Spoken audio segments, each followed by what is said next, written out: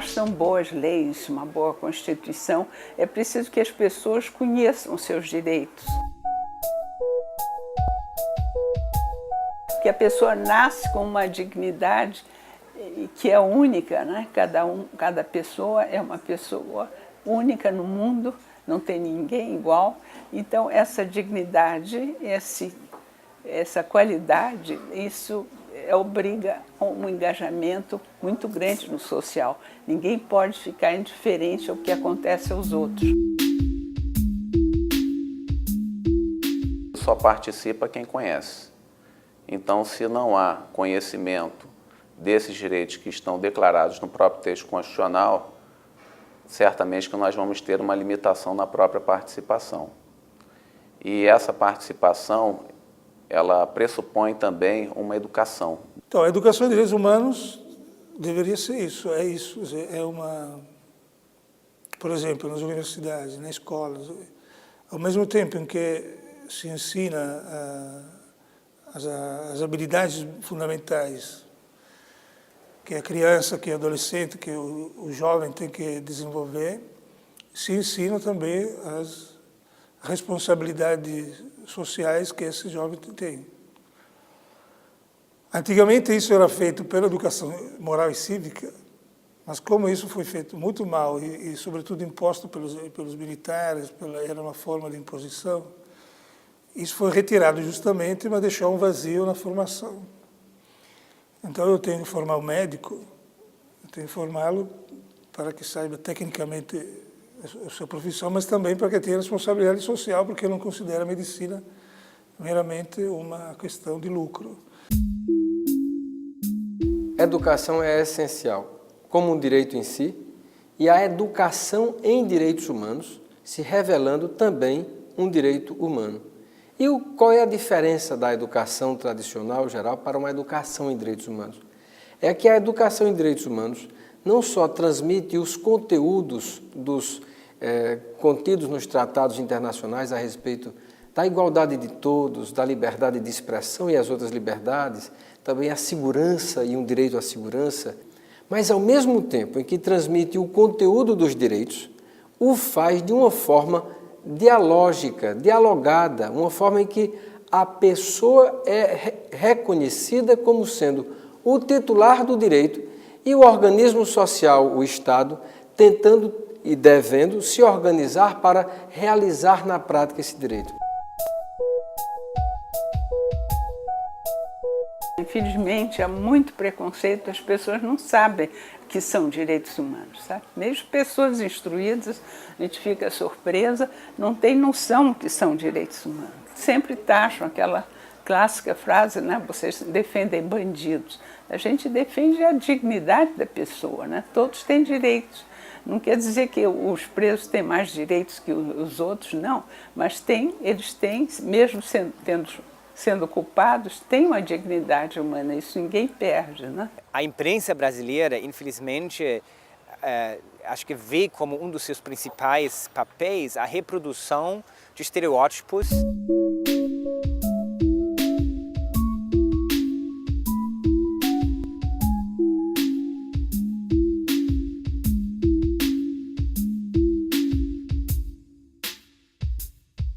E, obviamente, a partir desse momento, estamos falando dos bandidos que supostamente recebem apoio das ONGs de direitos humanos e conseguem, por exemplo, saírem da prisão de uma forma antecipada para cometer novos crimes, etc. Aí se cria toda uma certa mitologia a respeito do papel dos direitos humanos na criminalidade, na insegurança, etc. Isso, obviamente, é extremamente equivocado e é o grande desafio, eu diria, do movimento dos direitos humanos aqui no Brasil.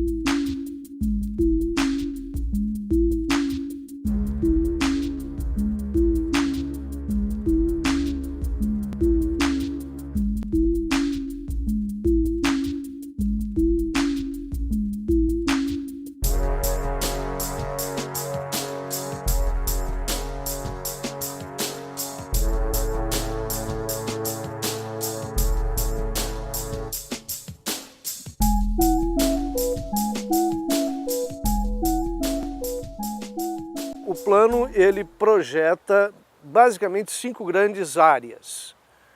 de conhecimento e de educação em direitos humanos. A educação básica, a educação superior, a educação não formal, a educação para justiça e segurança, e educação em mídia.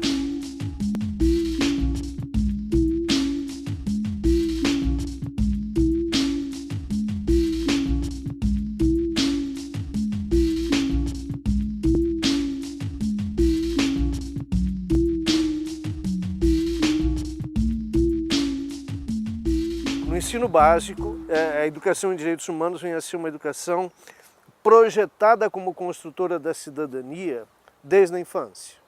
Não só o direito à educação, mas decididamente a educação para que as pessoas se saibam sujeitas de direito.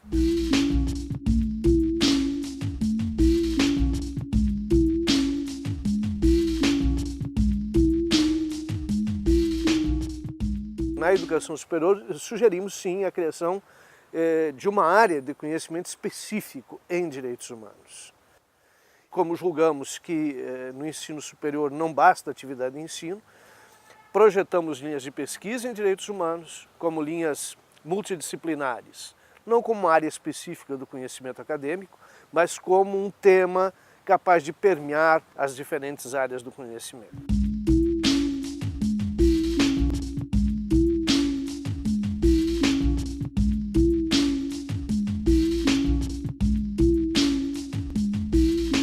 No campo da educação não formal, seria indispensável percebermos que o Brasil tem uma longa experiência de educação popular.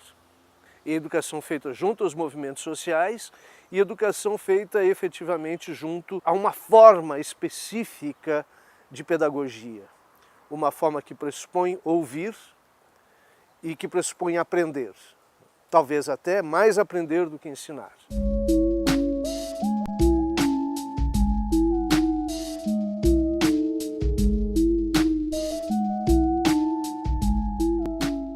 É possível e urgente a construção de um serviço de segurança que entenda que o seu ato de segurança é um ato de profundo respeito à cidadania e de profundo respeito à população.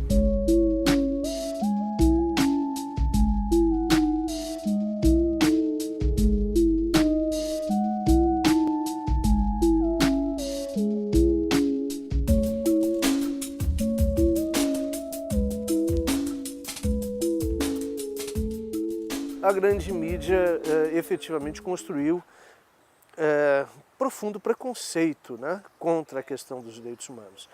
Então se trata de rever, né, eu diria, tentar construir com a grande mídia um significado diferenciado do que são os direitos humanos.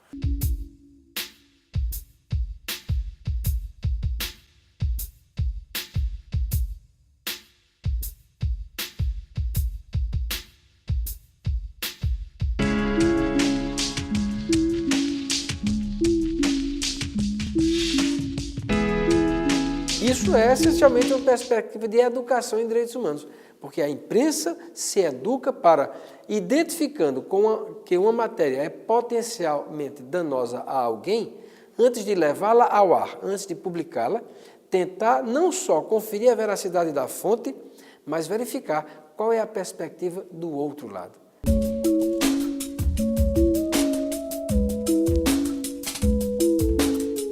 As novas tecnologias têm uma capacidade de penetração e de capilaridade fantástica junto à população, né? E que podem prestar um serviço muito significativo nesse campo.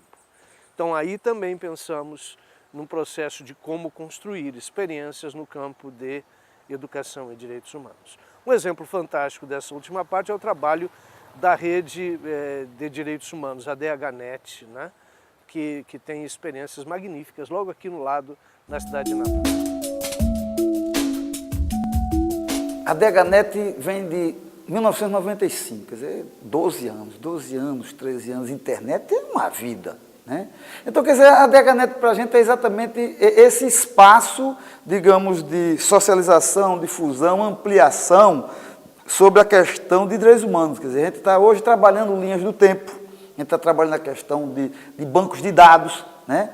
Então, quer dizer, é uma experiência que eu diria que é muito ousada. Para entidades e pessoas, digamos, que nunca teve muito espaço em função, digamos, dessa questão da comunicação, um puta espaço. Quer dizer, na DHNet entra diariamente milhares de pessoas, né? Então, a gente acaba sendo esse local, né? A gente é Natal, mas a gente é mundo.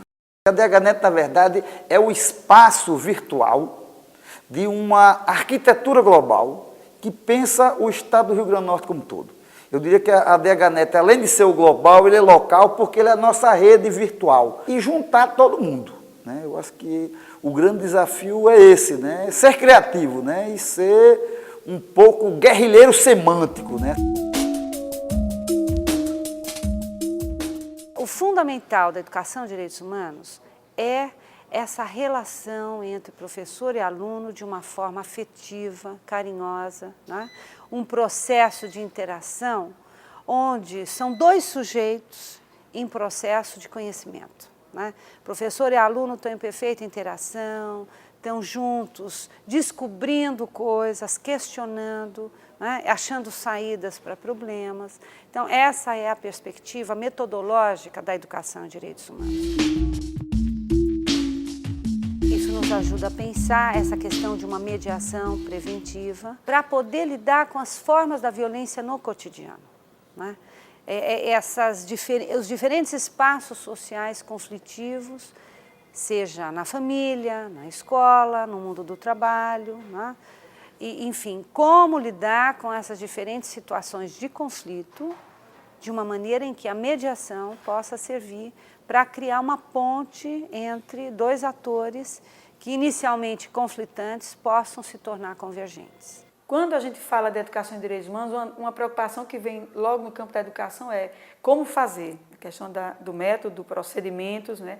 E uma das preocupações nossas quando a gente chegou aqui é que a maioria das experiências de educação em direitos humanos era experiência assim, as pessoas faziam palestras de direitos humanos né? Não era com. Então a gente começou a desenvolver algumas técnicas importantes. Uma era a história de vida e direitos humanos, que a gente se preocupava e que as pessoas sempre, quando fala de direitos humanos, as pessoas se sentem fora dos direitos humanos. Era como se fosse, visto como algo estranho, como algo de fora.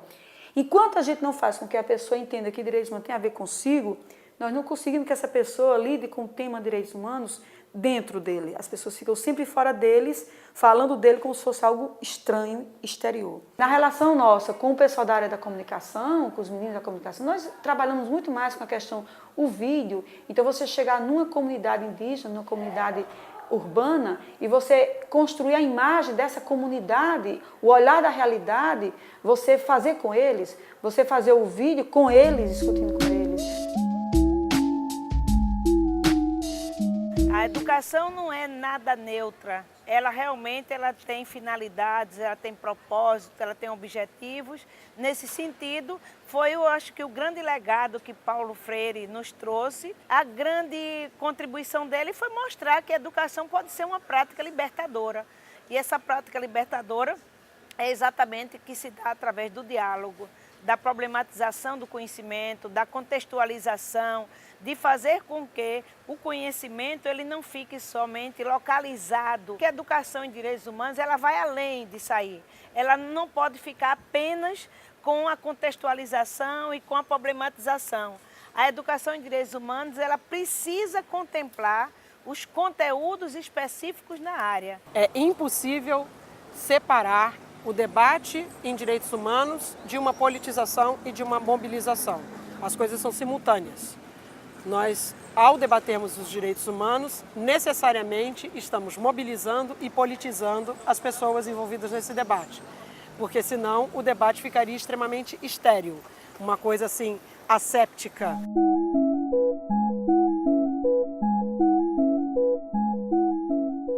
E quando falamos em cultura, nos referimos ao conjunto de valores, crenças, atitudes, práticas, mentalidades que orientam as relações interpessoais, relações sociais, políticas.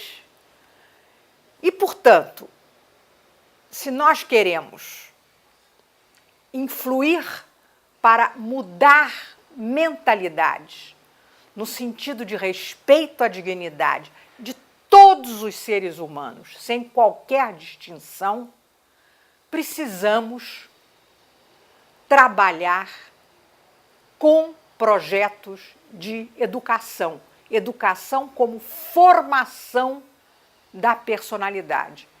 Então, a educação, nesse sentido de formação desta cultura, é o melhor caminho para transformarmos uma sociedade ainda marcada pela barbárie numa sociedade que seja contemporânea do que hoje a consciência moral da humanidade considera uma sociedade realmente de humanos livres e solidários.